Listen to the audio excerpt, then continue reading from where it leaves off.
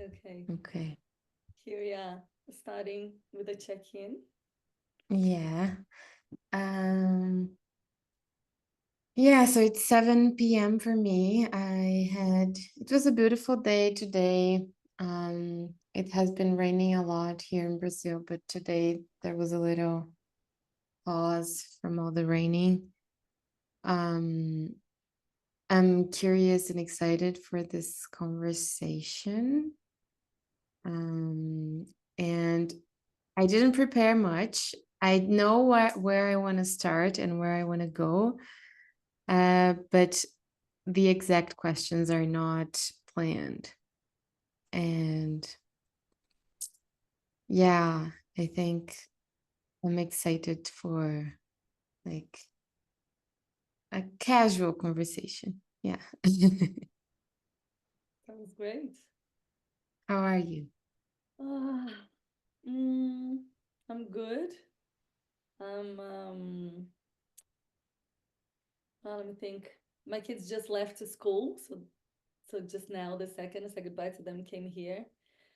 Then a little bit of logistics Zoom thing got me, always gets me out a little bit of, and but yeah, I'm happy to be here. I was just thinking how curious. It's really curious to me that that's the second conversation I'm having for this new kind of wave of CLAB, and the first two people I'm talking to are Brazilian, which is completely unplanned because I know much more people in the liminal or in the worlds of my work in English, but the two people are Brazilian, and I'm Mm, speaking to them in English, which is weirder. So then there's that bit of this. mhm.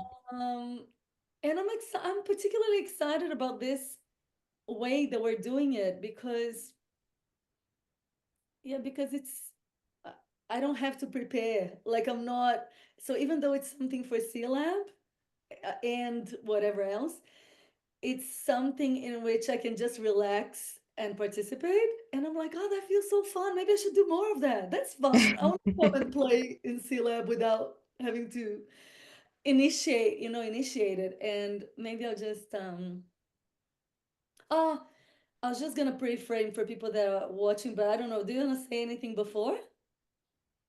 Um, no, I think you can keep flowing and then I'll jump in.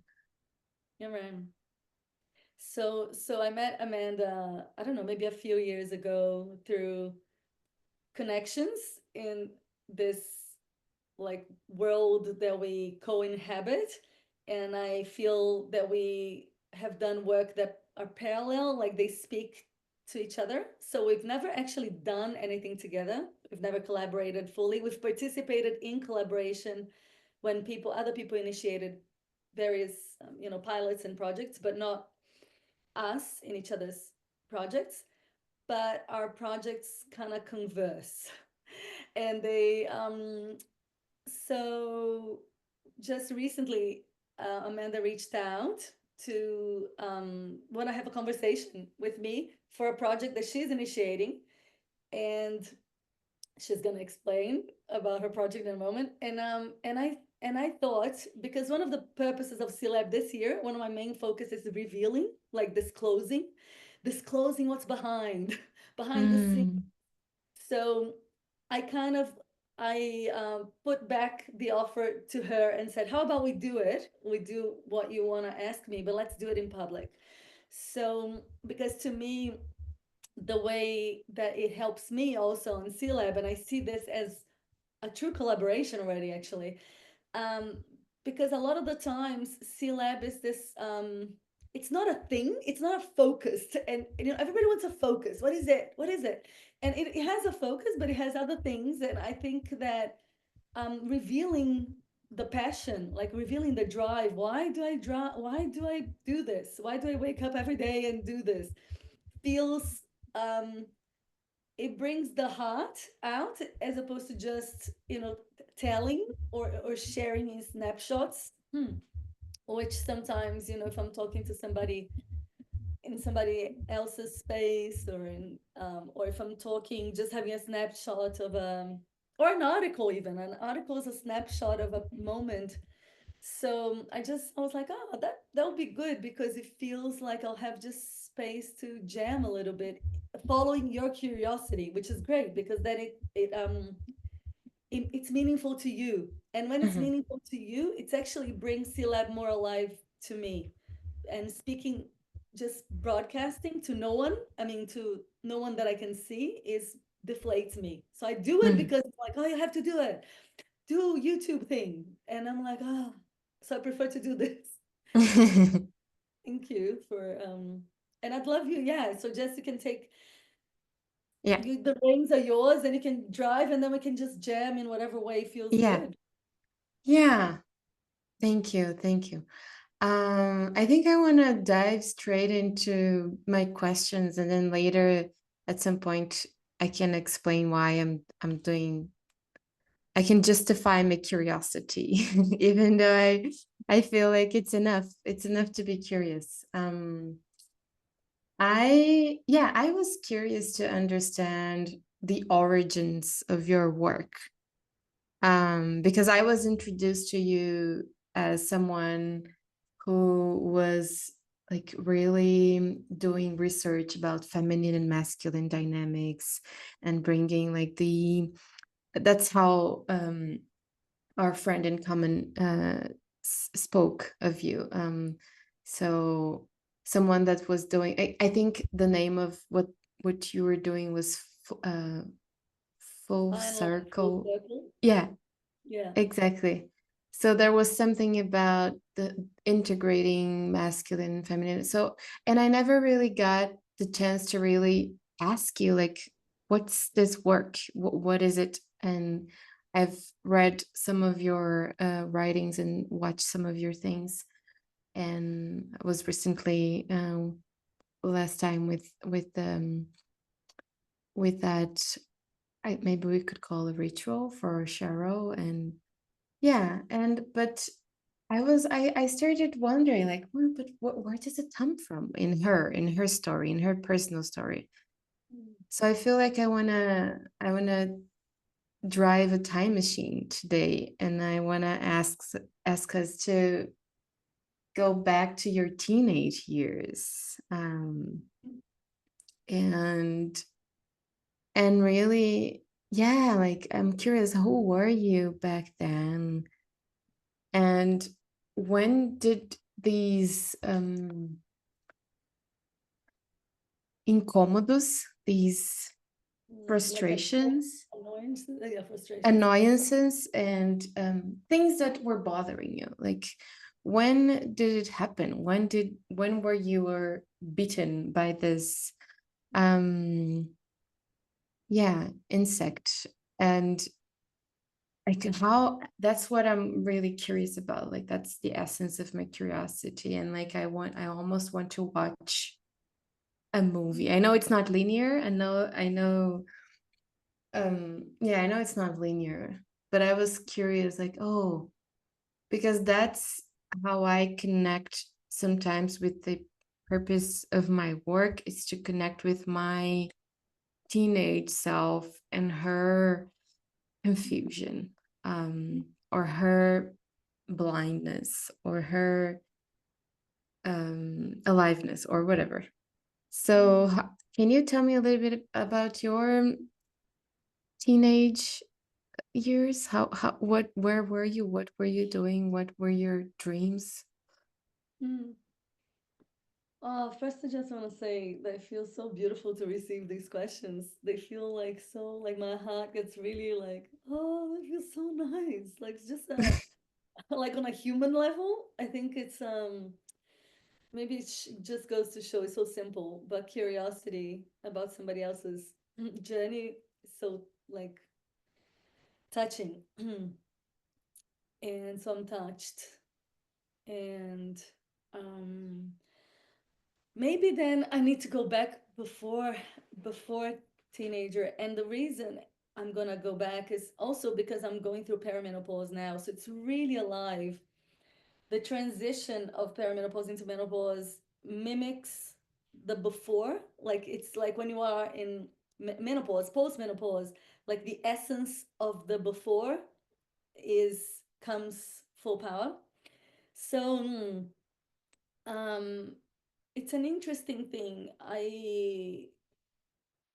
Like I can remember uh, always as a kid not fitting into the constructs of modernity. Like I didn't have names or frames. I wrote in a little article that I did that I couldn't even get my head around asking Santa for something tangible, like a toy with a price tag. I just couldn't fucking, sorry. I mean, I can speak, it's still, it's fine. Um, I couldn't understand that. Like, I was just like, well, there's somebody magical. It's gonna give me what I want. Why do I need to want that teddy or that Barbie or whatever? I never wanted that. And I always wanted just like things that are not quantifiable. Like it's more essences of things. Like I wanted to connect with the stars. I wanted to just, I wanted magic. I wanted magic. And I saw I was a pretty magical kid. Like I was pretty in wonder, like I was as a kid. And and um I kind of little by little, and it's funny because I'm listening to this book of like how the brain starts doing things during the development of the female, development of the male, and then I go back into my story and I go, so as I started being shaped by life, by people and how things are, you know, I started molding, and I I felt this confusion really, like since very little. So my um grandmother, which it wasn't very close to me because she is Egyptian. She was a firecracker. She's beautiful. She died, but she was the only person that would understand me on a soul level. And I don't mean that in a way that I have a very close relationship with my mom, but there were questions I was asking in a very early age that nobody could answer, and the way I was met by some people is either that's cute or that's not real. Like so the man in my life is like that's not real and whatever. Like what happens when you die? Like all these curiosities, like nothing. You die. And it was very bland and very black and white. And my Egyptian grandmother comes from a lineage of mystics, really. Like she was born in Alexandria, and she was into Kabbalah, but she also, I mean, she never revealed everything. I'm sad that we didn't get to talk as adult to adult, but she would sit with me, and she would talk soul language, and I was like very little. So I understood soul language. I understood something that was met in some companies, but in other companies it wasn't met. So I think that this probably created some type of already like friction, and that was there. But simultaneously, so you have that on one side, and simultaneously you'll have a kid that so my mom divorced from my dad. My mom had me when she was really young, so she was like a pretty fun young, she was a maiden mother. She had me when she was 17 turning 18. So so I was like her young little toy. And she divorced my biological dad from my Egyptian grandmother when I was really young. So I don't even remember him. I mean, I remember him, but don't remember him in my life every day. So then I went to live with my other grandparents and my aunt in another town. And even though they didn't understand me, so in on one level, they were there for me. They became my tribe, right? They were my tribe. So I was raised by a village until I was 10, until my mom got married again. And the village, even though I didn't recognize that at that time, when I look back, the village was extremely nurturing. Like I didn't have um, a lot of money. We were not poor at all, but we were not rich. But I felt really met on a human level. Um, People like my aunt would take me to school, and then my grandfather would pick me up, and then so it was a lot of people, and it felt right. It absolutely felt right. And they were chaotic, and my grandmother was like probably has hundreds of years of trauma, and like all of that. But I don't feel it felt that was diluted because there were various people. There was something there that also I didn't make sense of it, but now looking back. So then you pause on that, and then my mom gets married with her sweetheart that she had, is another story in its own right. And she was going out with him since I was little, since I was 3. So he was always in my life. And when she married him at about, I was 10, on one side, I was really excited for my mom because she was saying like, oh my God, I'm gonna get married. And she was promising these new things that I would have when we have a family, right? And you're gonna be able to have this or whatever. And I know there were her yearnings as a kid because she had a more difficult childhood. But so I was longing a little bit for it. But now when I look back, it wasn't so clear to me as a kid. I just lived. I just lived. My mom got married and I moved from Santos, a town, to São Paulo, which is a massive city. And I moved from outside my grandparents' house and my aunt, and I moved with my stepfather that adopted me, and I call him father. That transition was in some way a trauma, and it's really tricky to say that because at the same time it was a rescuing. It's a paradox because all of a sudden I had a dad and he was present. He comes from a very stern, upper class Brazil, conservative, um, black and white. This is how things are. Um, but at the same time, he was very devout. There was a characteristic of the masculine that he had, which is steadiness. Like he was there, he was present. He paid for my school. He wasn't traveling backpacking like my other dad did, even though I can totally excuse him because he was 23. Fair enough. But from a kid's perspective, I felt held by this security of this masculine presence. So that happened. But the paradox was that also at the same time I lost the tribe. So I was in an isolated family unit and a single child, and I didn't see my grandparents. I saw grandparents as kids see grandparents for like whatever, once a week for tea or so. And it's a completely different thing, and I could only appreciate the distinction now because I'm writing a book, so I'm doing this. That's why I can tell it with more clarity because I had to retrieve it because I was like, um because um I think it's understated. I think we try in modernity to do so much for the kids, and we kind of downplay the role of tribe. So I had much less financial means than I had when my mom got married, and I had access to other things. But yeah, the tribe is something that you just like you get to get your personality from all these inputs, and it felt really priceless, and my siblings didn't have that, so it's very different. We can see how different it is. So my first 9 years I had that tribe really upbringing, so that feels like it was something really important. Then I had a rupture, and the rupture happened in my preteens. So if you think about it, like hormones already starting, and then I went to the isolated family unit. And as I went to the isolated family unit, not only I was in an isolated family unit, I was in a family, in an extended family that is was really patriarchal in kind of like a beautiful and in a negative way. It had both.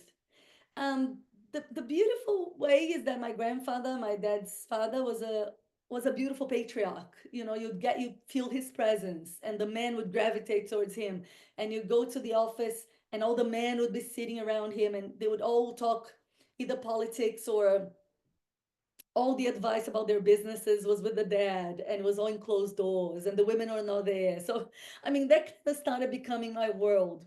And meanwhile, the women were in the living room. There were nannies, there were maids, and there were kids and moms and aunts. And in my mind, we weren't doing serious things. There was something that I was already picking up on as a kid. I was like, this here in the living room is not serious, not important. And I think I picked that up because there was a gravitas, you know, when the man went to the little office, it was serious and important and talking about the assets of the family and all of that. And the women were playing with the kids or doing, you know, choosing snacks or whatever. And so there, I created. I'd say I created the split was very um, clear to me, and yeah, it was a clear split to the point that I think that I even like many girls do. I think still today I can see girls doing it today. I have a teenager girl here. I started at that point disregarding the female capacities, like all of that. I saw that as less than, um, and yeah, I don't know. Should I pause? Because I said, should I pause? I'm just going back to memory lane so I can stay in this zone. Oh, it's great. I'm following. I'm imagining all the scenes. Yeah, you can keep going, and I'm curious how from there, how like your first period and like, that Mm. sort of thing, and your yeah, that mature, like how were you prepared to be a woman and in school? Mm. And I mean, I had the experience of being in São Paulo, but Mm. I think if late years later, and um, yeah, I'm curious to Mm. watch the next chapters.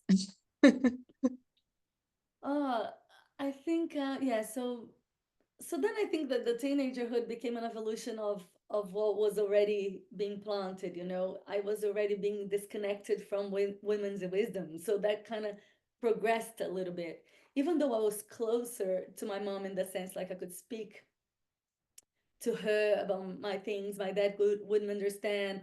She would make like little the only way I could like, go to some parties that all my friends are going is that if I told her and not him, and she was like, "Yeah, you go," because she understood it wasn't a big deal, whereas he thought it was going to be a big deal.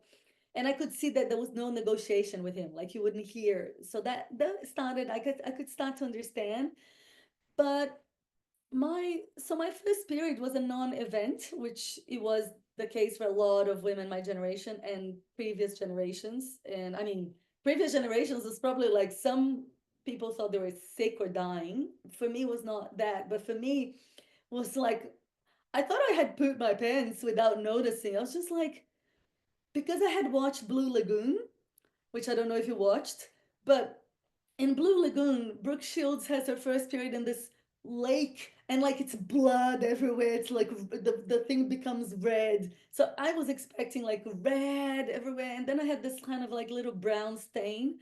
And I was like, shit, like, fuck, how did I do that? And I knew it wasn't possible. And then so then I was just quiet. And then the next month that happened again. And I was just like, huh, could that be? And then I asked my mom, I was like, it's not red. And then my mom's like, yeah, yeah, yeah, that's how it is. So she was just like, yeah, here are the pads, here are the tampons. You know, it's just really non-event. And I think that I inherited this non-event was, you know, the way I internalized it. It was just an extra layer. It was not like anything relevant that would shape my psyche, like nothing that I needed to pay attention to. It was just this thing that you kind of manage, put tampon, whatever, and kind of try to manage as best as you can. And and then it's interesting because I say that my for a phase of my life which started in teenagerhood until probably my early 20s, apart from you know little blips that I can see of my soul, like it was there, like I could sing moments I could see. I think I went to sleep. That's how it feels. I went to sleep for 10 years or so, like I wasn't there. Like That's how it feels to me when I look back. It's not entirely true, but there is something true to it. Like if I think about, estrogen is an accommodating hormone, right? It's a, like, its purpose, one of its purposes is to accommodate to culture. It's like in some ways, for me, it's really important to understand it, because then I feel it more deeply, because I also have to retrieve it from the past and land it in my body. It's like I was this soulful, alert, super clever, questioning kid, and then I went to sleep, which is not true, because I was studying journalism. I was questioning everything, the political. So that was all true on that level. But at the same time, I was, um, I don't know, I was dormant to aspects of myself, uh, and I was just really focused. Like, I can see how Instagram works for young women. I can see, because I can see my psyche in it. I could see how I could have done that. Not exactly the same, because I was never that style exactly of the over beautifying, and I mean, I did it, but not, not the Instagram. It was not my archetype, let's say. But I could see how fitting into culture is such a drive for estrogen. Like, you need to fit in, like, you need people to see you and protect you and be received. Because if you're not, you're screwed as a mom. Like, biologically, you're screwed. So you kind of better fit in. So there's something. So I have, there's elements of me that I didn't know, because I started by then. Men are more intelligent. Even things that my dad would say. So, for example, my dad would say things to me like, "You and I are intelligent. We can, some other women are not so intelligent." So I was like, "Oh, that's how I. That's the good bit of me. Like, it's when I make it. I can sit with them in the little office or something." So even sometimes, and my mom is brilliant, hey, in so many ways. She doesn't do abstract thinking. She doesn't like to do the logos conversation. She doesn't enter, which is a lot of my female friends, actually. They get bored, they yawn. And I don't think that this is less intelligent. This is actually, there's tremendous capacity and intelligence in their boredom. But I didn't know that. I didn't know that. The fact that they're bored is intelligent. They're like, oh my God, there's life happening here. What are you doing? But I didn't know that. So I think I create a divorced, like, intellect. Mm, Um, mm, I think that there's another piece of, like, this confused trauma bundle, and genius, because I think we're all a mix of, like, genius and trauma and everything else mixed. And so my stepfather, that I call father, and my biological father, the way that my biological father was painted to me, always, my entire life, is as a genius. He was a genius. He was a brilliant man. He played chess. He won from champions. He spoke 7 languages. He did this, physics and chemistry. Like, and he was a failure as a dad. Like, to me, from the point of view of a kid, he failed me. Like, he couldn't look me in the eye, and I noticed that he couldn't look me in the eye.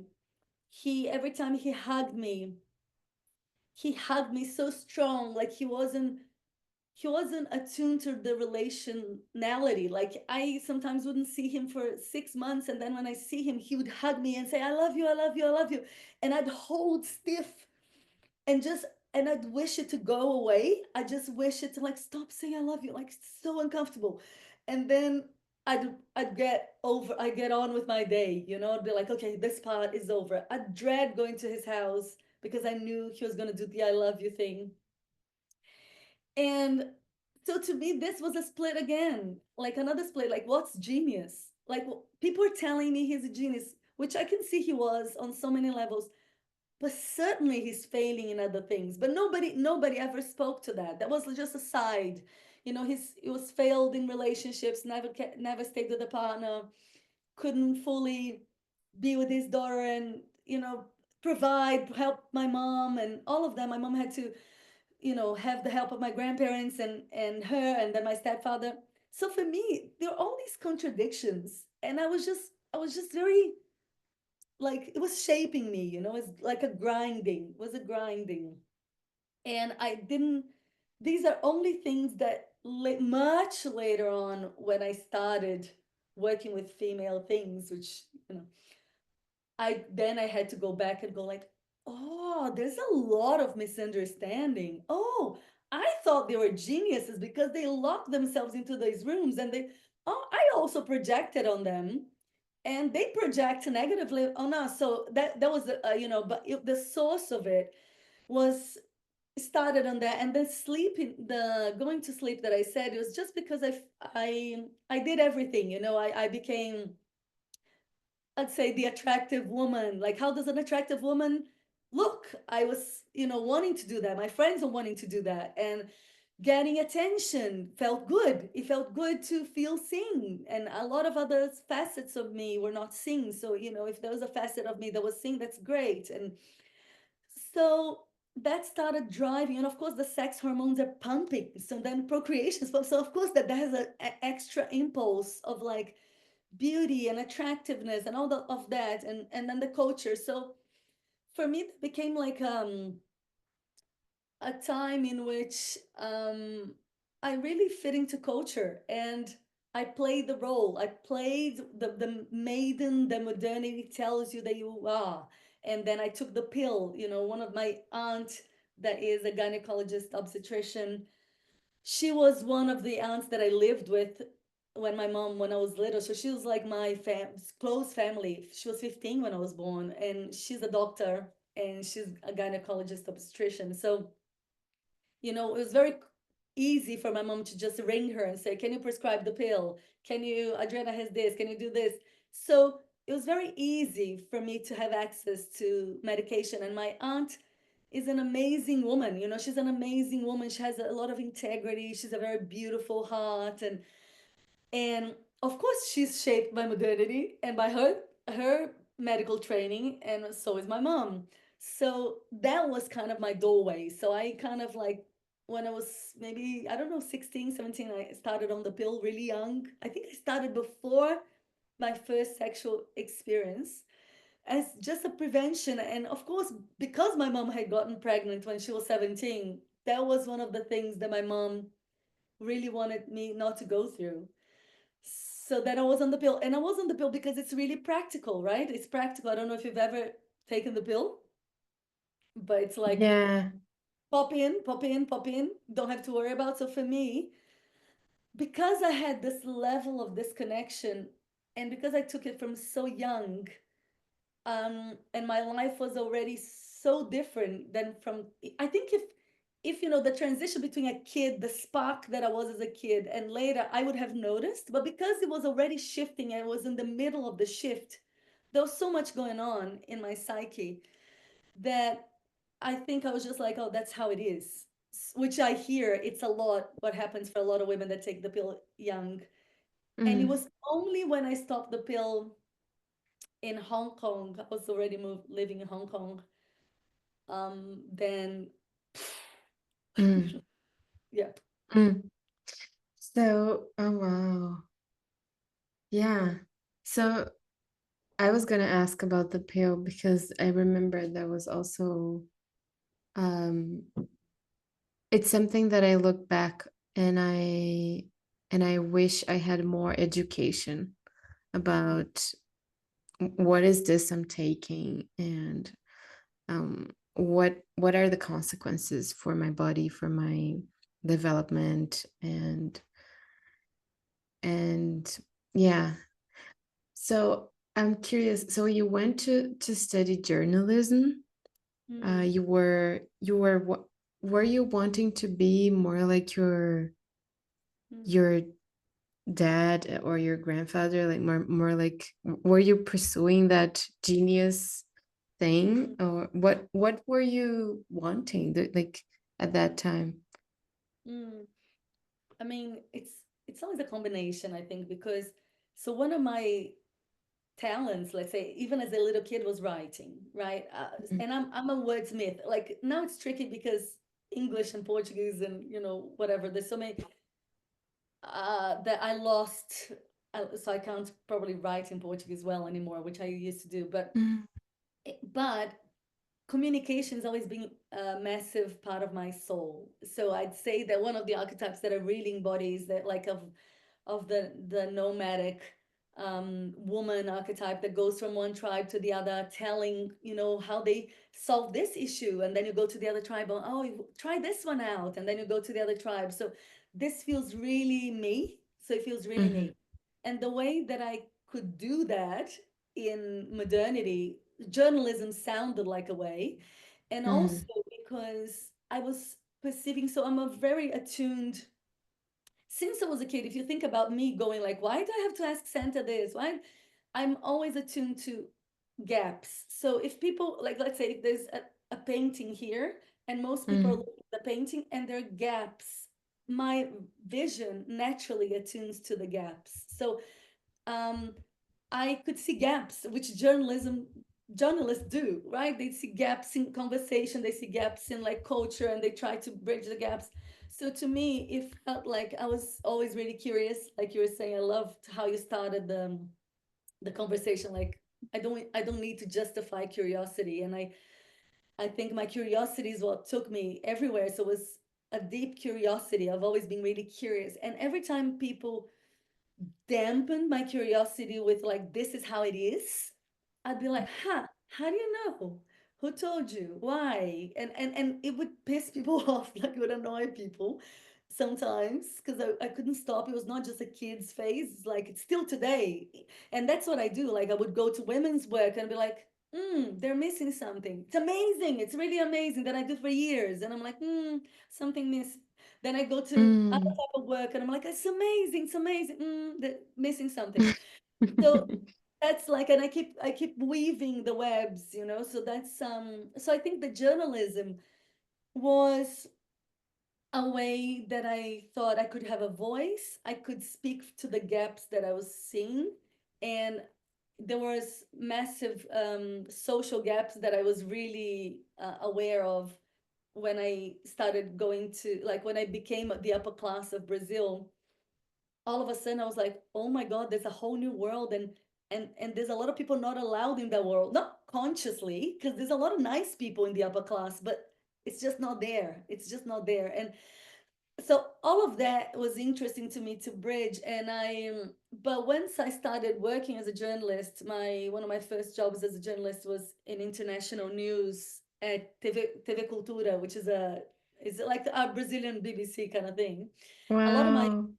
friends from there, still beautiful people. And they, so I worked there, and I'd love, because my editors, it's a TV station that has a lot of idealism, like at least in the past, they had a lot of like ideals and true journalists trying to do the good work, get paid much less.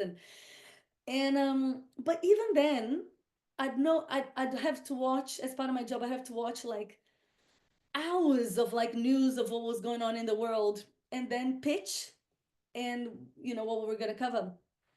And I could see that a lot of other things that were happening would never have space because we had only 5 minutes of international news of allowed, or whatever, unless like a tremendous thing like a volcano killed a lot of people.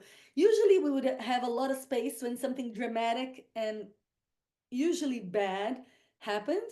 Otherwise we'd have little bits of time. So it meant that to me, I was always very puzzled by the lack of context, and it started annoying me. So I'd have to talk about East Timor or talk about Ethiopia and Eritrea, the war. But then simultaneously, I'd be receiving videos with women dancing in Ethiopia at that time, and other people cooking, and life was happening. But that was never there. Like at that time, I'm talking 20 years ago, at that time, it wouldn't make the news. I don't know if it would today, because we had to tell the story in 30 seconds. So it really annoyed me because I remember thinking, oh my God, people are thinking that the only thing that happens in Ethiopia is the war. But I am seeing that there's a lot of other things going on. And because all the other channels were showing the same things, everybody was seeing the same thing.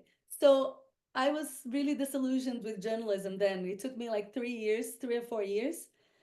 And I was just like, ah, we're shaping people's minds, and we're shaping people's minds in a way that I don't agree with. It doesn't feel so. I think in some ways you can see that there were bits of my little soul, that wasn't completely asleep, even though, even though I was a little. Mm, Yeah, so okay. that's when I kind of quit, and I moved to Hong Kong, and yeah.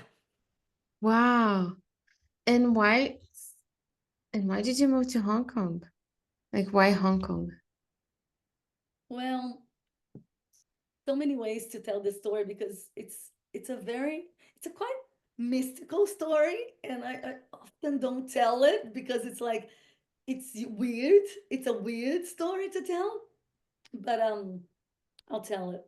So it's like so I started like so I had a relationship with this beautiful man, but he represented my past. He represented the conservative Brazil man, upper class, and I was feeling stifled, but I didn't know what, and I didn't know how. I knew there was a side, like one of the things that I bring in my work is like the sacred longings. I had a sacred longing in my heart, and there was zero logical explanation. If I tried to explain it, I couldn't with logic. He loved me. He was a good guy. Yeah, da, da, da, da, da, da, da, everything perfect. But my heart wanted a different life. It was like as if that life was not my life. So, but I didn't know that consciously. I was just like with a longing in my heart. And as I was looking at news in the editing room, I would see Asia, images of Asia, and I would just, my mind would just go like, oh my God, Asia. I need to go to Asia. And and I had this, and I started like feeding this in my heart. And then I would cover sometimes, or I'd see sometimes images of Singapore and Hong Kong, and I remember then researching more about it in images. It was much less available than today. They can just Google everything. And I remember going, oh, this kind of Asia, I think I can do better because it's not a crazy type of Asia. Like I think it's a mix. So I had enough like reasoning that I was like, oh, this is close enough, but it's Asia. So I started staying with that, and I even researched at that time like master's degree for my ex-boyfriend in Singapore, and they had master's degree in Singapore, and I researched for him because I wouldn't do it. He was in business, like he was much more well off financially. I was in journalism. But he could totally afford. I could go with him. Anyway, I was just trying to in my mind I was just trying to fit my life into a context that felt more true, even though it had distortions in it. And then one day I'm in the editing suite, and a friend of mine calls me, and he says, um, can I have somebody here, see if you recognize this voice. And I listen, and it's my very first boyfriend, the one, like a childhood sweetheart when I was like 15. And I was like, oh wow. So anyway, we talk, and we plan to have a coffee. And when we had a coffee, what I saw in him was a seed of what I wanted to become. Like there was something that my longing just did, like, this, I recognized something in him that I didn't see in people living in Brazil. He was living in London at that time. So he was already living in London, exposed to different cultures, and I was just seeing the way he spoke. There was something about it that just captivated me. So from then we kind of, I broke up with my other boy. It was much more tumultuous than this, and it kind of like lots of, I could take like hours just to tell this particular side of the story. But eventually i um I kind of risked that. I was like, I'm curious about this guy, and he we uh we made crazy I made a crazy trip to Europe and met him there anyway, and then we saw that there was something there. And but he lived in London, and I was just like, my heart That was was your so, first boyfriend.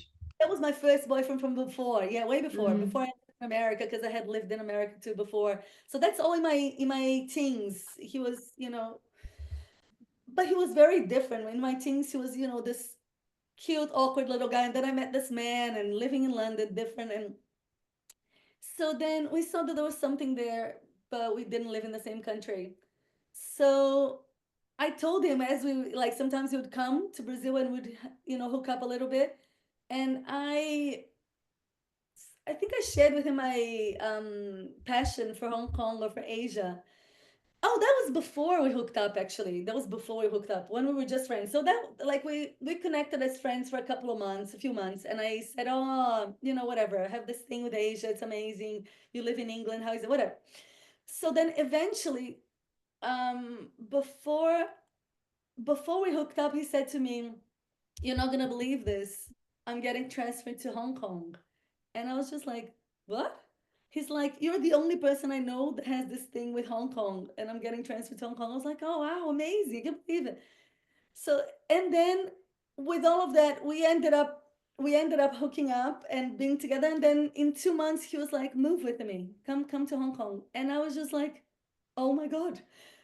Yes, I will." So like in 6 months, the dreaming of this crazy place that I was looking at the editing suite, in 6 months, I was in Hong Kong. It was really Wow. wild. Wow. And so when people ask me, "Did you go there for love?" I can say yes, and I can say no. Yeah, I had this longing of becoming a fuller side of me, and I was and Hong Kong was a place that I thought I could do Mm, it, like in from mm, the soul. And then, mm. he was my steward. It was beautiful. We got married, we got divorced, and both our marriage and our divorce was incredibly catalytic. Like, he catalyzed a lot for me. So I see him as like a soul friend, a soul partner that kind of like helped me leave Mm, a context in which I didn't have the strength at that time. Like, I needed to be the Cinderella. Like, I needed the young energy to kiss me mm, awake. Like, and that is mm, truth to that. Like, so he did that. He kissed me awake in the sense of mhm. like, he took me to Hong Kong, and then from then on, a lot of things opened because Hong Kong is just a melting pot of cultures. There's a lot available. So then my mind just went,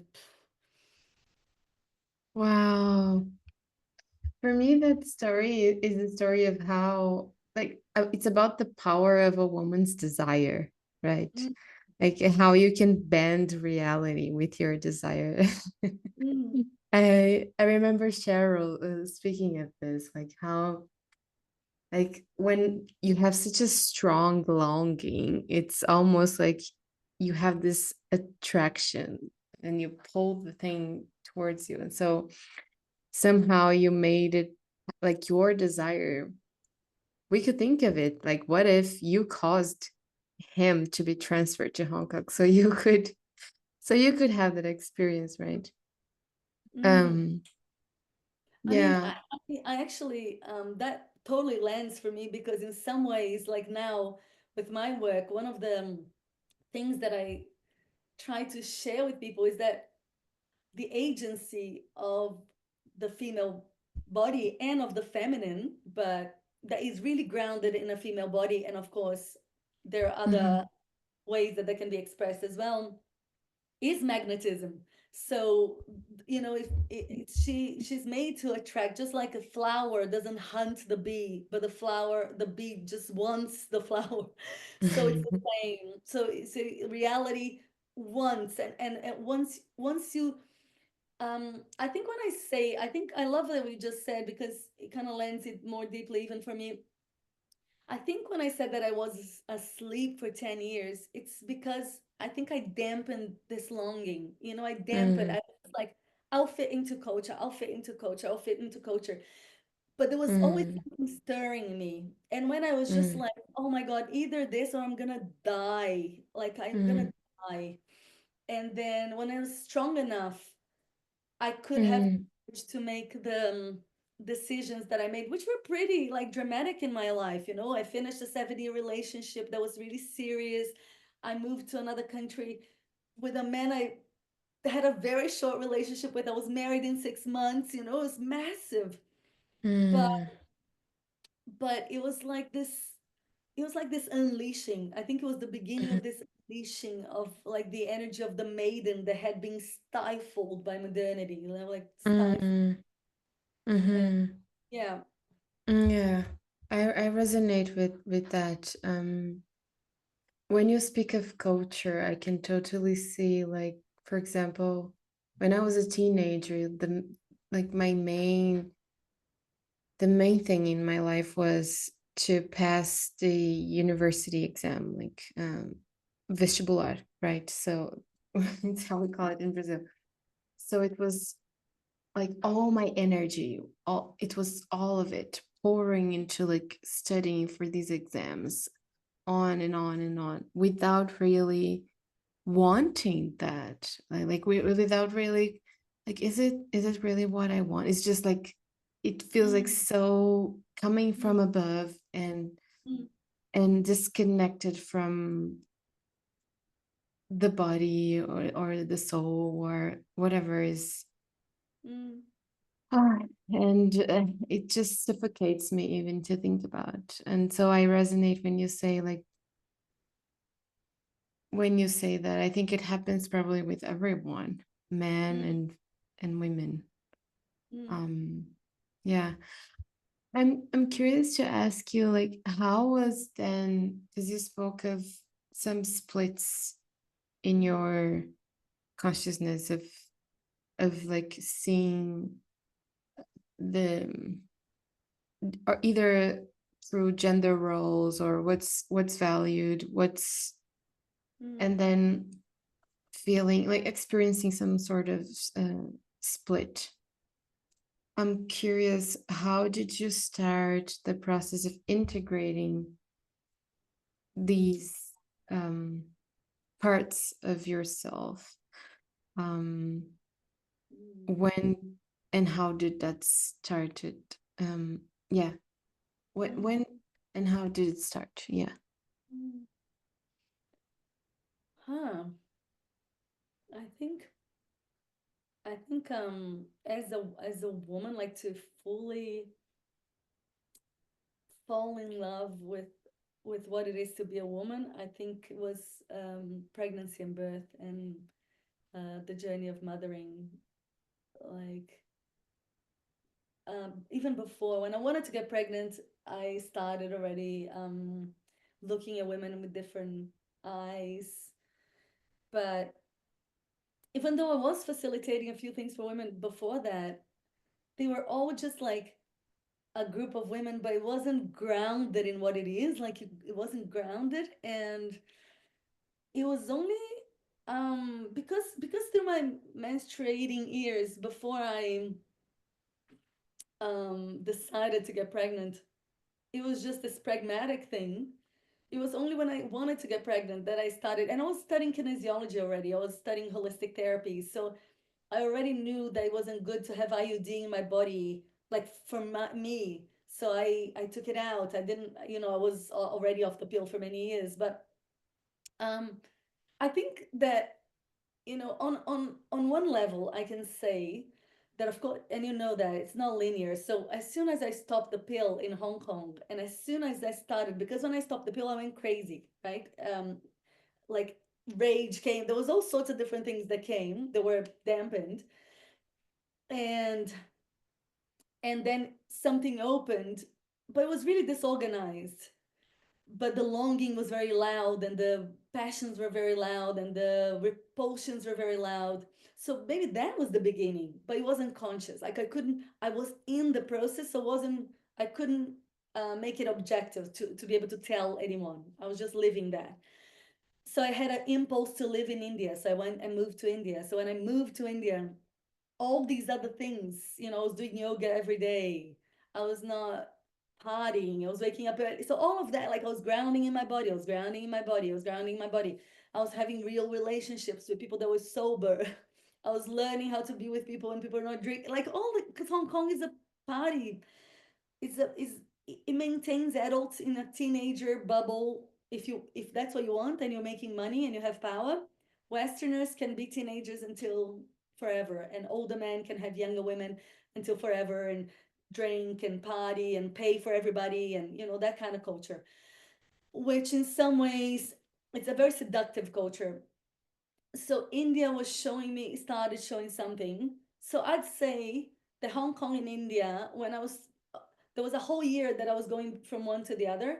There were two polarities. They were like, they were estrogen and progesterone. They were like a menstruation and ovulation completely. And I'd be very confused. It's almost like I needed to walk that to understand it. Like I'd meditate in India, I'd stay there and vegetarian and really um like frugal.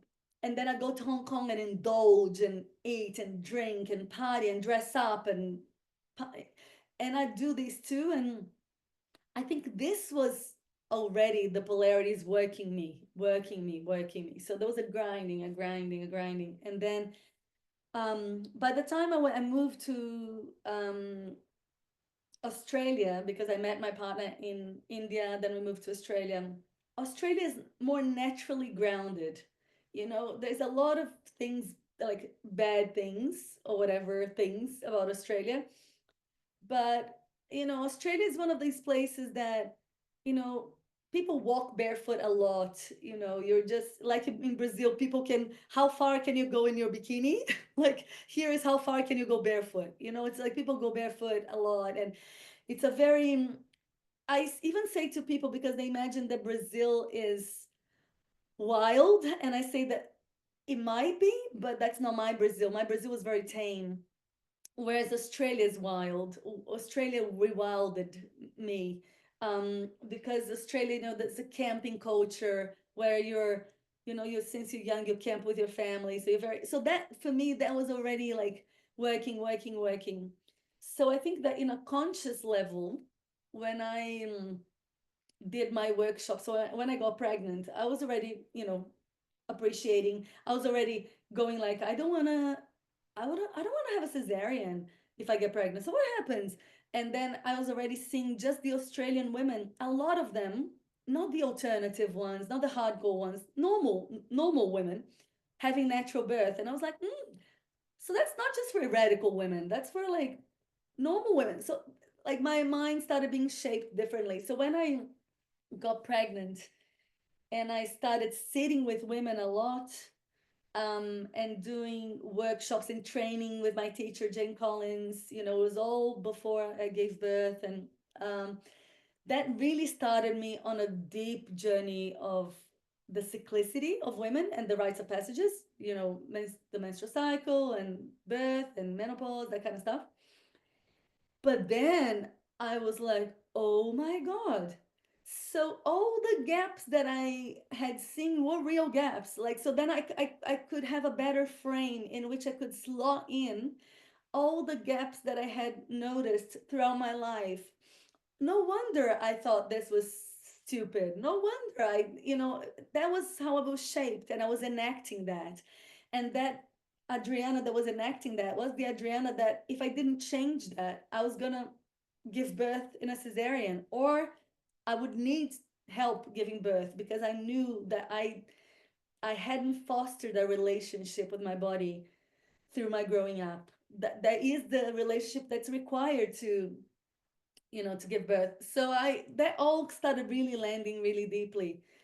But then the integration was more like,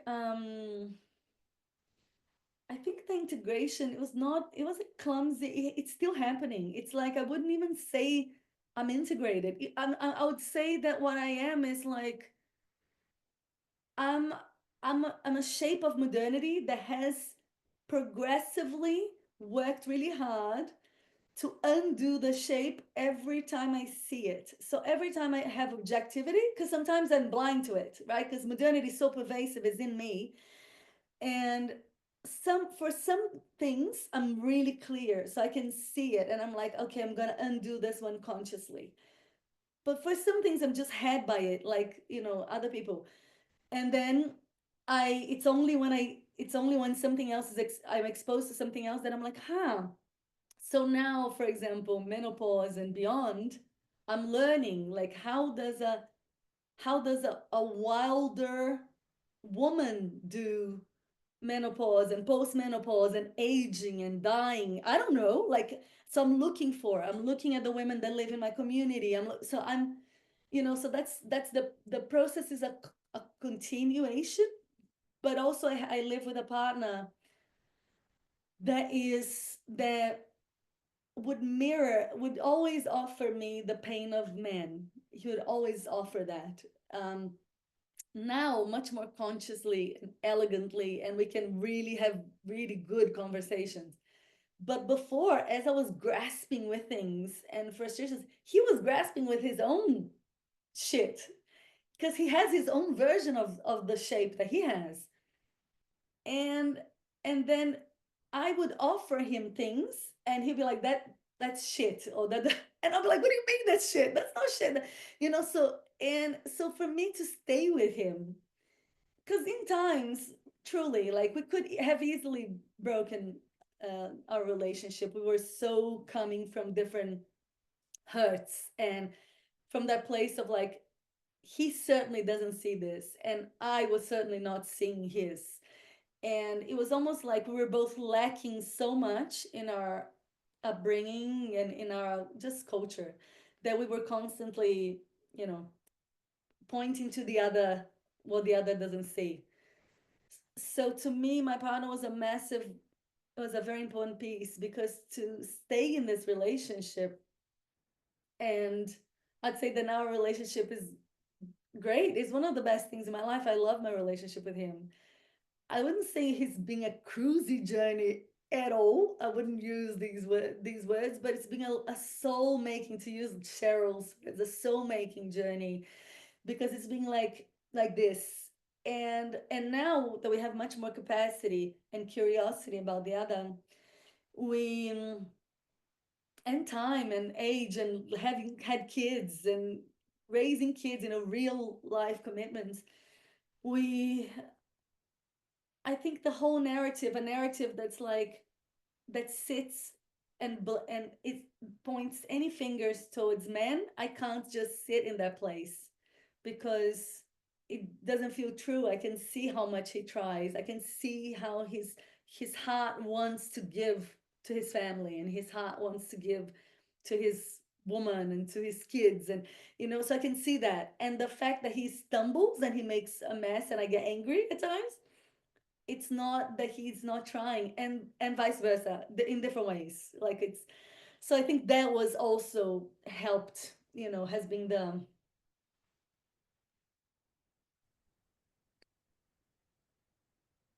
Wow. That moves me to think of couplehood as a shared effort to integrate and see the other, always the other side of the gender war that mm, sometimes we get into. mm, Um mm, and yeah, it's I can definitely see how it is. Like you used words like that evoke like the qualities of conflict, right? And mm, constant working through things. mm, mm. Um, And it doesn't, I don't think it has to be like that for everybody, different people in different journeys of. And I think there's much more wakefulness in these generations coming on. Like there's things that people are already saying in relationships that we had to, like I'd say that some people my generation, of course, will do that in other bits, but I'd say that, we were almost like, authentic relating or all this stuff. Like that's, there are names and frames and things that people can use and models, and when you're just trying to figure it out, there's nothing, and you don't have a lineage, because I don't have a lineage of like relationships in which everybody that I was looking at had a relationship in which the woman was flowering more and more because of her relationship, and the guy was flowering more and more because of the relationship. I didn't know that. I didn't see mm, that so much. So because we didn't come from that, we came from other models. The grinding was necessary, almost to undo mm, patterns. mm, Yeah. mm-hmm. And now do you feel like you both are flourishing together? Like, does it feel more easy now, or is it still like a Hmm. No, absolutely. It's much, much more easy, much more Mm, easy. and much easier. And it's and I think we're just also more elegant in knowing how to do conflict. Like we don't pick everything. We don't, but I learn a lot from him because just the working of his mind, the things that he forgets, for example, or the assumptions that he makes. When he's making an assumption, I'm like, oh, you believed that that's what I would like. Oh, that's interesting. I can see how you, Mm, and to me, because I'm super interested in like the gender wars or the patriarchy, it's more like I can see how in my relationship, but then I sit with a lot of women, and then my partner does men's work, and and I talk to a lot of male friends, and I've done a lot of mixed gender stuff, so it's very easy for me now to understand the loss in translation. So when I mm, hear women's frustrations, I can hear how they feel, and there is truth, but I can also hear how there was an intention there. So, for example, I'll give you an example of my phase of my life that women actually get. I can see the fire, and some of them get pissed and men, but they feel like even women older than me or my age and older, they would start saying like, "Oh my God, I feel invisible. I started feeling invisible, and that hurts." And I heard that so much, even before when I was young and sitting with older women. Like the hardest thing is the invisibility. I walk into a cafe, I'm invisible. I feel invisible in a meeting. I feel so that's a big thing, right? It's a big thing for women. And when I talk to men about it, because I've had situations in which the woman has said that, and then I check with the guy. I was like, what was happening there? And it's not that the guy does anything to make her feel invisible. The only thing is that, truthfully, in a magnetic perspective of the maiden, she doesn't have that anymore as a maiden. So, truthfully, she doesn't magnetize the like she doesn't have that quality. That quality. There's a different quality, but that quality, she's losing it, and she's feeling the absence of that.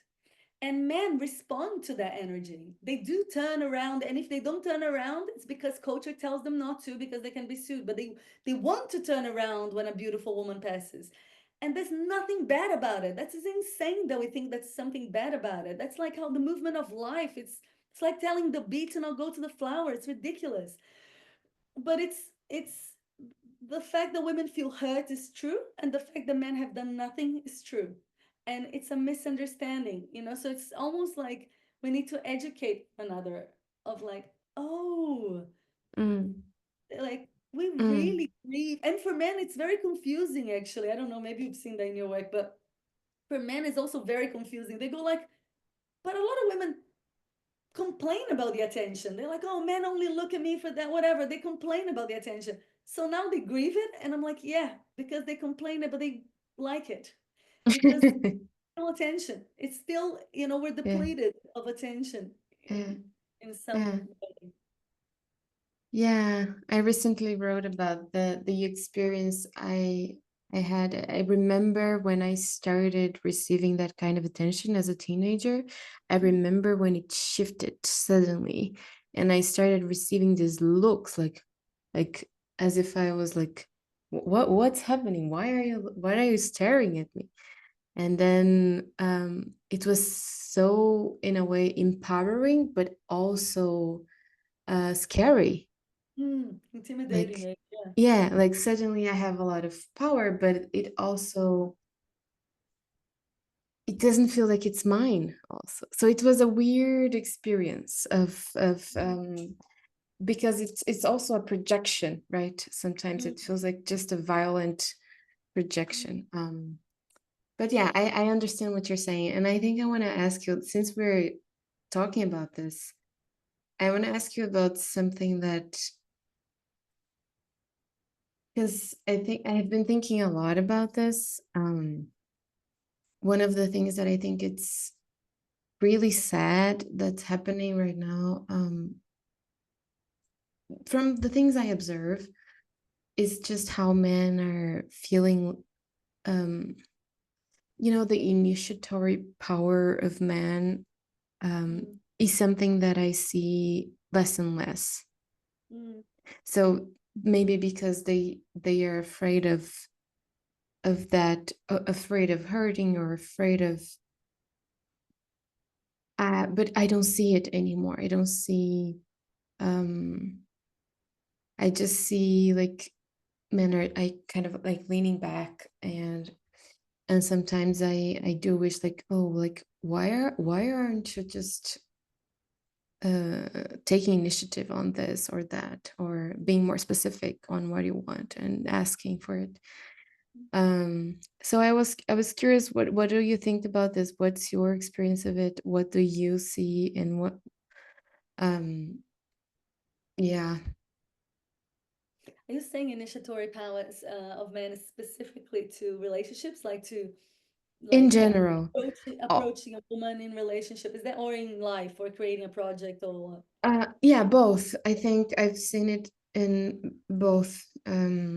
But I think maybe, yeah, both, because I guess, and it's hard because it's just my perception. It's very subjective, right? And I didn't do a research on it or anything, but Mm, I'm curious if I'm picking up something real, or it's just my perception. But I mm. don't know. What do you think? No, I absolutely. I think that you're picking up on something that's true. I think culturally, I think that is even in my conversations, if you go back to like the very first conversations that I had for CLAB, I had with some philosopher man, and they were really um careful. They wouldn't say things the way I'm saying, more like fuck it is, whatever. They were more careful, more measured, more precise. And I think that was Brandon Dempsey that made a comment. He said, if I said what you just said, I don't even remember what I said, but he said, if I said what you just said, like I would have been hammered or something. So I do think that, man, there is this recalibration in culture. Usually there's a pendulum and it swings too much to the other side. And I think there's this kind of postmodern view that a lot of people are inhabiting, means that the aggression of the masculine, testosterone is aggressive, but aggressive doesn't mean bad. Don't equate aggressiveness with bad. Aggression can be like power to Mhm, initiate like a business, power to come to a woman, power. Testosterone is it's incredible, powerful hormone. mhm, And so you can only see how much you would take of men. Like, what are they doing with this energy? Like, if the energy is there, because they're not taking the pill version of diminishing testosterone, because we know mhm, we changed our cycle, and then we don't have the cycle if we're on the pill. So you can even say that we are being linear, but actually truthfully linear. But a man, he still has testosterone. mhm, He's, he's targeting it somewhere else, and I think it's a mhm, massive problem, because I think Alexander Bard's work is really, I really appreciate his work because of that.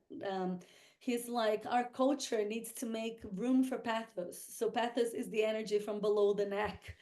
And it's like, you know, so men are splitting up, right? Either men go like, I'll behave in this way, and then I'll binge watch porn, or I'll just, I won't get close to the woman that I like, because maybe I need to give her space, but then I'll just start, shagging women I disrespect, and I have this divorced personality in which I'm amazing over here, not great over there. So I think there's a lot mhm, of distortion in which um, mhm, men are just trying to understand what people want from them. And that my partner, he says, because that was one of the conflicts that we had in some ways. But it mhm, wasn't totally understood cognitively. It was just in life. And then until I said something to him, because he's English, and he came from a culture in which he was raised more feminist in a way. So he went to art school in London, and he was a metrosexual when I met him. So he was like into like dressing well and whatever. And now we live in a farm, so that's not here, but in the past. And my when I met him in India, my friends, my Brazilian friends, men, thought he was gay. And I thought he was gay too. And the reason why I thought he was gay was because a man that thinks about his way of presenting, a man that hangs out with gay, a man whatever, is gay. That's how much Brazilian men were at that time, so much more binary. But there was one thing that Giles said about Brazilian culture. It's almost like a blend. We need to blend the good bits and the distorted bits of each other in the culture to see what's more wholesome. And there was a side like Giles wanted this kind of gender equal um approaching for sex or whatever. He wanted all sorts of stuff that didn't feel right to me. It just didn't feel right. I just was like, that's not how it moves me. I don't know, it doesn't move me like this. and and then one time we listened to the psychotherapist, that's many years ago, and the psychotherapist gave a good argument of why that's correct, like that a woman, is motivated, like she wants to be pursued, like this activates her um um her, like I was gonna say arrows, or her, she gets aroused by the pursuit. And this whole gender equality, of course you can do, of course. You know I don't buy into this thing. Testosterone is consistently horny. And estrogen and testosterone combined is that it's the closest that a woman has, biologically speaking, of that, which is a much smaller window of time. Now, a woman also has access to different types of, you can play with the energy, and then you can get, if you have sex in different phases of your cycle, something else is aroused, but it's not the same. It's not the same. Like, the woman doesn't have the drive, the biological drive to make 100 babies. She has to make one baby, per cycle. So it's a completely different thing. So this thing that we want to do equal, like the equal part, feels like a delusion to me. I'm like, how deluded are we? How divorced from our bodies are we? And I think it's because we equate some things with good and bad, or we equate with like sensuality, and it's not true. It's like the so basically I went on a loop to say that I gave my partner permission to pursue me, even when I say no. Like, it's almost like I had to tell him, like, you're not annoying me, it's fine. Because in a way, men needed, at this time in culture, they needed to spell out, like, I'm not rejecting you doesn't mean I'm rejecting you. Like, that's not true. It's part of the play. We're playing, like, I'm playing, and I might not be rejecting wanting it today, but we're harnessing the energy. Keep doing it, keep doing it. That's how you harness the, keep going, keep going. So then he said that when I said something to him like that, it kind of gave him permission, which is a permission that his culture had robbed of him in some ways. Like, he became really apologetic for things. He didn't want to, unless he was drunk, young, and irresponsible. And when he was Mm, young, he said that always used to confuse him as well. How come, like, when he was really kind to women and in a particular way, he wouldn't be attractive. He would be the nice guy. And when he was more forceful and a bit drunk and a bit in their face, a lot of attractive women wanted him. So he was mm, confused. So of course there's distortion in this too, but there is also signal. There's something, the forthrightness, like that you were saying, like I'm missing that. I feel that to me is almost as if we pick up, because women are like these incredible, like our bodies are made to pick up, like we're these sensorial beings, like imagine when we were like hunter gatherers, like we would die if we didn't pick up on things, right? So we're always picking up on things, we're picking up in contradiction. So we're picking up that the guy has testosterone, he has agentic power, and he's distorting it. So we go like, ew, like I don't like what? I'm turned off. Like there's something that doesn't either Like to me, either what does it do to me? It kind of like, I think it doesn't provoke, it doesn't arouse me. It just doesn't either in a project, even like, of course there is the time in the project that if the guy starts overriding you, that's not cool. That's not what I'm speaking of. But there's something like the creativity of the men and women in the bedroom and outside of it is made to complement each other and not do the Mm. same thing. So Mm-hmm. a man is wanting me to do what he's meant to do. I kind of get annoyed because I'm like, that's not my job description. It's your job description. So yeah. Mm-hmm. Mm-hmm. Yeah. So you basically told him that you gave him permission to pursue you even when you say no, and that's part of the play, and you had to like make it explicit for him to so that he feels safe in like insisting and pursuing. Yeah. And I heard from him that actually a lot of men feel the same way. And I actually didn't know that. I didn't know that. That was news to me. That men would be so hurt by Uh, sometimes casual rejection. Like sometimes if uh-huh. someone says, no, honey, or whatever. Sometimes because it Mm, takes a lot of courage for them to pursue, even though they have the power, it uh-huh. takes courage. And I never saw that as courage. I just saw as natural. So that's one of the things that misunderstandings, I was like, oh, you do that. They're like, no, it's actually hard.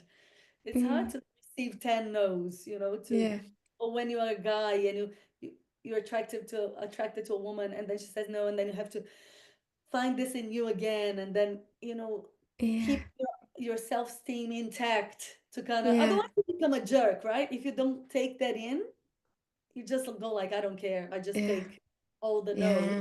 Become a It's very, I think it's case by case, really. It's hard to generalize any of this for me. Um, yeah, because I can think of many examples that contradict each other because like sometimes I do want to see like especially if I'm interested, of course. I want to see like okay, show me more. Like I want to see that you're really interested. But if I'm not, then I'm gonna be annoyed and like I feel strong aversion and will be completely like it will be like okay, that's harassment or but that's where like it's Amanda, that's perfect what you said. See what you just said, and then men get really confused by that. You just said like the law of harassment is almost based on that. It's so subjective, it's ridiculous. It's like if a guy is unattractive to you, his harass I mean, what you're saying is not just you. Like I hear that a lot of women are like, oh, that guy even did some things that they're a little bit annoying, but he was so attractive that it was okay. And or he's so attractive to me that it was okay. And so that flower, Amanda is really wanting to magnetize that bee, and she's like making, um, you're just basically saying that's okay. The rules are not yeah. steady fast. But then somehow, I don't even know in other countries, but like in America, when they used to do the 20-second rule that a man can't what look at a what woman. A uh, man couldn't stare at a woman for more than 20 seconds. Otherwise, she could actually sue him or for harassment really? something. I don't know if it's still valid, but there was something like Mm, that. It was like changing the dating scene because what happens is like men became really afraid. Really, it's like you're checking each other out, the whole gazing thing.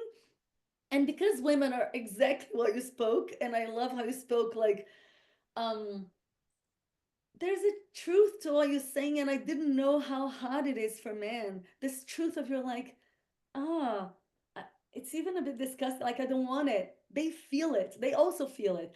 So imagine, like, they feel this rejection inside their bellies, yeah. and they know that they're not wanted, and that's really hard, right? That's a really hard thing. So I think that that's the dance that we're doing because we're wanting them to be forthright, but we're saying you need to be attuned enough to see if I want you to be forthright, which they don't know, right? Hmm. Because my teen girl here, 14, and she doesn't look at the boys that she likes. So like my partner's like, how do you even know? Like she ignores the boys that she like, like men Yeah. are much more are simpler in some ways. So this whole thing that we do, they Yeah. have no idea. And then they are really overt. They really come to you. They're like, I want you. And you're like, oh my God, you're too much. It's really hard for them. So I really empathize with them because they're really navigating like a mind Yeah. territory, trying to figure out the women that they like, if it's okay, because you said it's case by case. Women have different tolerance because women were shaped by different fathers, different mothers with different pathologies, with a modern culture. So they inherited a different version of my distortions and gifts. Every woman Mm-hmm. has their own version of that. So they have Mm-hmm. to work out, so it's Mm-hmm. a complex thing that Yeah. so Yeah. But I just love to explore this because it's just it's full of life. And I think we don't speak about it enough. So yeah. Um let me you wanna see.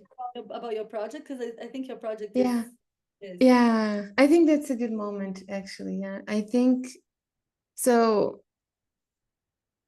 Um I want to see if I have any like last question, but yeah, but I think maybe I can try to transition to. So basically, well, first of all, thank you for sharing all this. I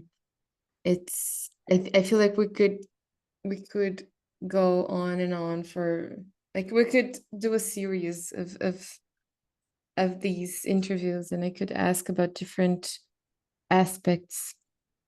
Um, yeah, but it's just fascinating to me that um like the ways in which we learn about all these roles of gender and sexuality, and it's all very implicit.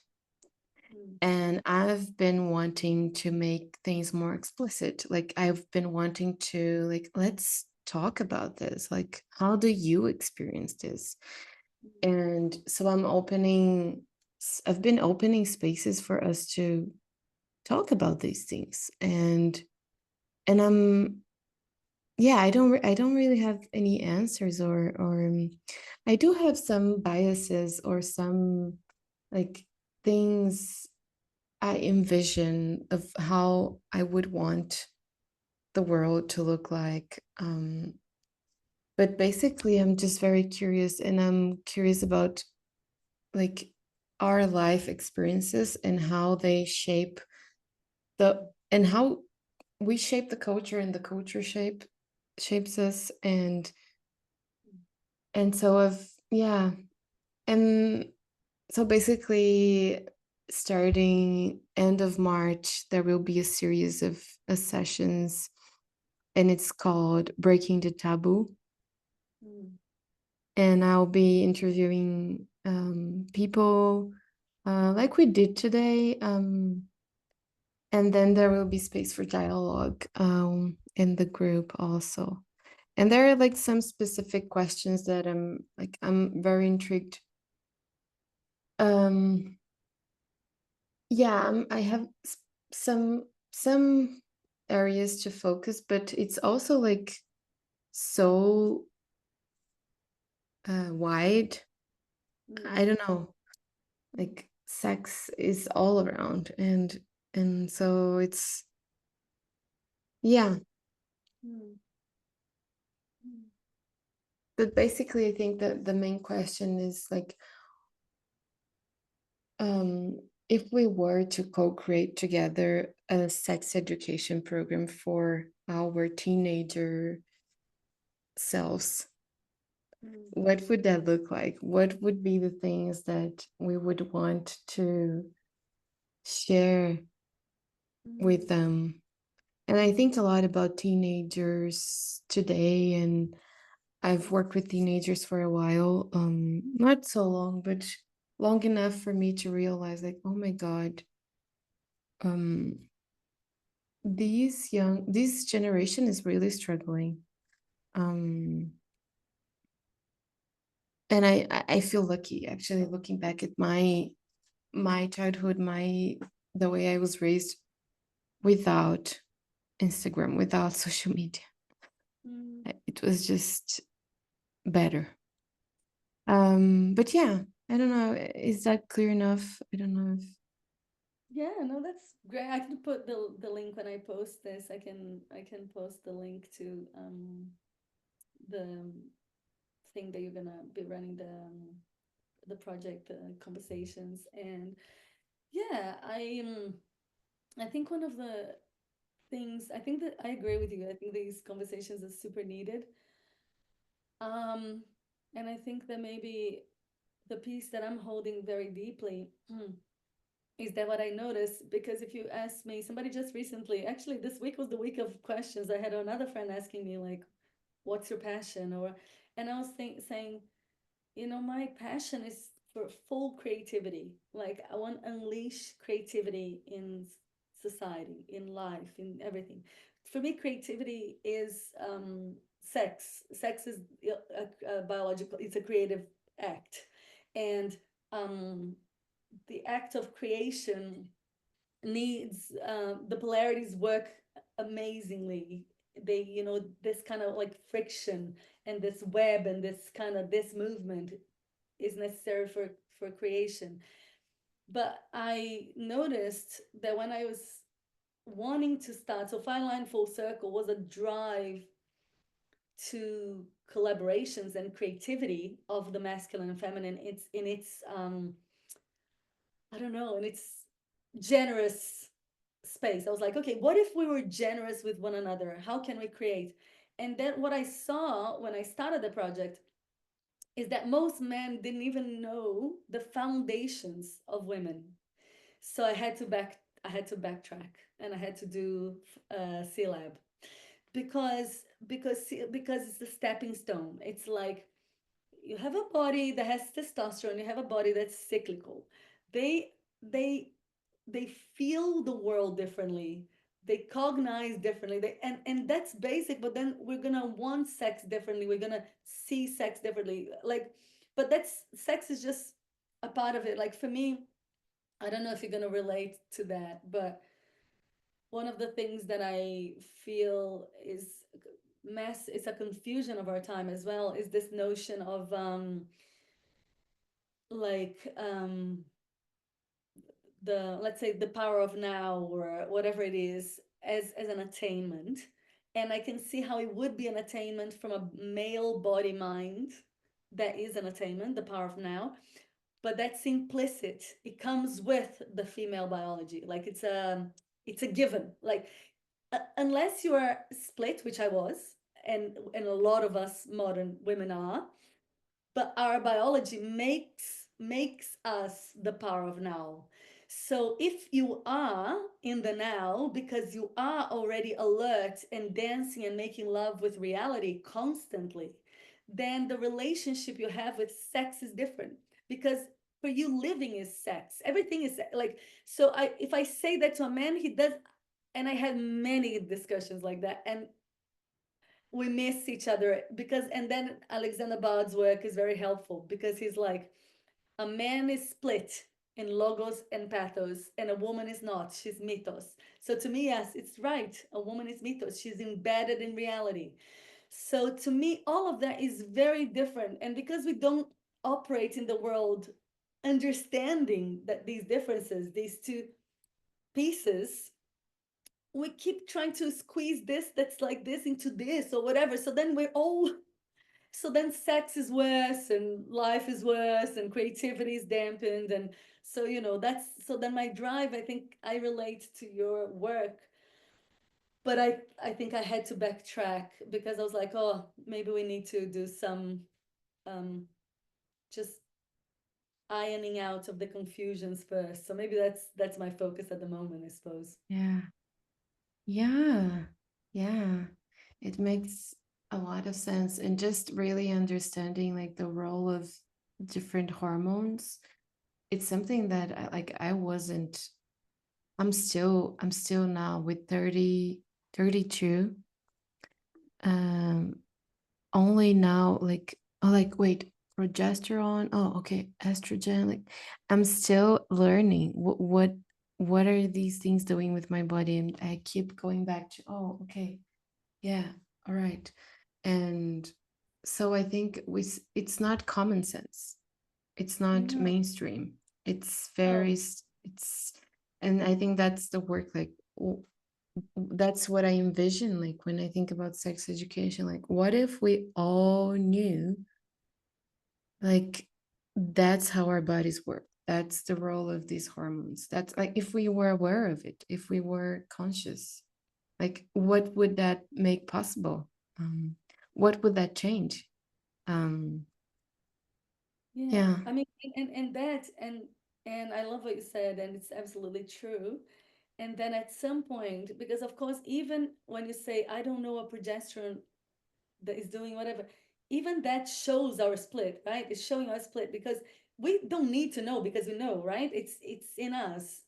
But um, because we're constrained, because the hormone, because we interact with the world, the hormones wanting to do things. But then if you're pumping adrenaline and cortisol, it's countering the effects of the hormone. So we basically we also don't even have the examples today of a pure progesterone. Like we don't even understand what it is to really let progesterone do what it's meant to do. The only people Mm, that actually really experience progesterone more fully is either a woman that's doing hormone replacement therapy or a trans woman because mm, she's taking progesterone, she's taking estrogen, and she can distinctly feel. mm, And whereas us, we have these hormones running and we're trying to be the same every day, so we're running all sorts of stress hormones in our body, so we're truly not feeling them. They're mm, almost inaccessible in their purity. That's why the trans women can be really helpful for us to understand what we have because they have it in a more like mm, pure mhm. form, you know. Yeah. Yeah, and I read recently that progesterone is progesterona, so it facilitates gestation, right? It's for gestation, so it's a calming hormone, Yeah, right? yeah. And estrogen is, can you remind me? What is the effect? So estrogen, if you think of estrogen, is everything that culture thinks of women is only estrogen. So we're a very estrogenic culture. So beauty, the breast starts growing because women have all the things that look womanly is estrogen driven. So even like when you feel like the magnetism of women. That's all estrogen. So Mm, estrogen is the hormone that everybody associates with women is estrogen. So mhm. when I talk to It people, leads to ovulation, it right? leads to ovulation. So and then you have at the end, before ovulation, you have a surge of testosterone, which then women get the super horny, of course, to have a baby. You know that biological drive, but progesterone gets you have less production of progesterone if you have too much cortisol. So a lot of Mm, women are estrogen dominant in culture. So mm. we have a true culture that is not just in our Wow. minds not cyclical, it's really not cyclical. So we have Wow. women that are completely imbalanced in their cycles. We have more PCOS and all these hormone imbalances with estrogen dominance. We have a lot of women on the pill. Um, so all of that is truly gonna shape the woman's psyche. So then we have had so modernity has truly shaped Mm. psyche in a way that a lot of teenagers won't be able to access what you're Wow. saying is purely in them. They don't have it so much. So the weird thing is that we have to learn with our minds first and go like, oh, I need to train my body to be calmly in this phase, even if I'm not calm. Because then I kind of I kind of reduce cortisol in my body so that is progesterone can be more produced because we're, Wow. you know what I mean? So there's much more complexity because Wow. because it's a crazy the intricacies of the female body. It's so enmeshed in reality and stuff that Hmm. we have totally been shaped as modern women, not just in our minds. So it's a complex thing, Wow. you know. Wow. Thank you so much. That is really, really helpful. That needs to be spread. That's the feeling I have, like, oh, Help me. Let's do things with the Sila. Help me. I'm trying to spread it. It's like I feel like sometimes selling candy, like you know those people that people you ring the doorbell and people go like, "Sorry, it's nobody here," and you see the lights on, but people are like busy. So it's like it's not as interesting to talk about. Nobody wants to talk about it, but I'm like, actually, you're gonna have better sex if you know about it. Like your life is gonna be better. it's just it goes so like to like in the root of it that I'm like, oh wow. That's so true. Like, imagine if we all had the effect of, if we could all attune to the effects of progesterone in the luteal phase, like if the whole tribe would tune into that energy. What? Imagine. Imagine, I mean, the modernity would collapse. I mean, modernity wouldn't sustain. Like the only way where we have patriarchy or a modernity that's linear is because women are not tuned into their bodies. And I'm not blaming women. I'm saying there's lots of other ways we could work at this. But if all women were like, "Fuck this shit," I'm not going to work, or I'm going to work, but I'm gonna tell my boss I can't do this shit this time of the month. If we had 100 women doing that in a community, people would start hearing. They'll be like, "Oh, maybe maybe Yeah. there's something to what they're saying," you know, Yeah. because it's really Yeah. invisible, and because women can cope. We're very coping. We can cope. We can cope with shit, man. We can cope with like we strap our legs open and people take our babies. Like we cope with all sorts of shit. But Mm.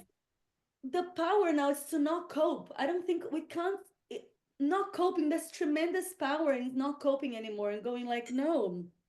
And we don't Hmm. have to be angry at men. We can just say we're not gonna do this. Like it's for your Yeah. good. Because if we do this, we're gonna resent you in the bedroom and we're gonna be angry at you. And we don't want to be Yeah. angry. We want to be happy and Yeah. organic. Um, Thank you so much. I feel like I've arrived at a sort of completion. Um, yeah, I don't know if you have any last words or anything else you want to share. No, that was fun for me. I don't know. I was just like, oh, did I talk too much? I wanted to share more with you. Usually, I like hearing more the other, and I was like, ah, but it was a combination of CLAB with your questions. So in a Yeah. way, if I park that side of me, I go, oh, it was actually really beautiful as well because it gets to the core of my passions. So that I feel really grateful that you had this curiosity, and I'm not sure how much it helps with your project, but I'm really open to keep weaving, It you it know. helps a lot. It's already happening. This is it. Like this is the thing that I wanted to do, and hopefully more people, if someone watches, I urge you to reach out and share comments because Mm, um there were some things that were like insights for me in this conversation, like the way when I asked about integration and you spoke of the role of your relationship with your partner and how the dance is still a like work in progress mm, integrating. And I think that humbles me in a way, like it's humbling, like yeah, of course it's a relational thing, like how mm, could I integrate this alone? Like it's impossible. So it mm, feels like humbling, and yeah, and it also feels like like there's so much to learn, I don't know, it just feels inspiring to, yeah. And I look forward to seeing your book when it comes out. No, thank you. And maybe at another point, if you have other curiosities, you can be my support in CLAB to kind of like get some stuff when it's stuck. You can help me unstuck because I think it's also beautiful to be with somebody that's genuinely curious. It's then it kind of helps bring the stuff out. So I'm really grateful for your, yeah, just your openness, receptivity. Yeah, thank Oh, you. thank Okay, you. all right. All Well, right. I'll pause our recording. Yeah.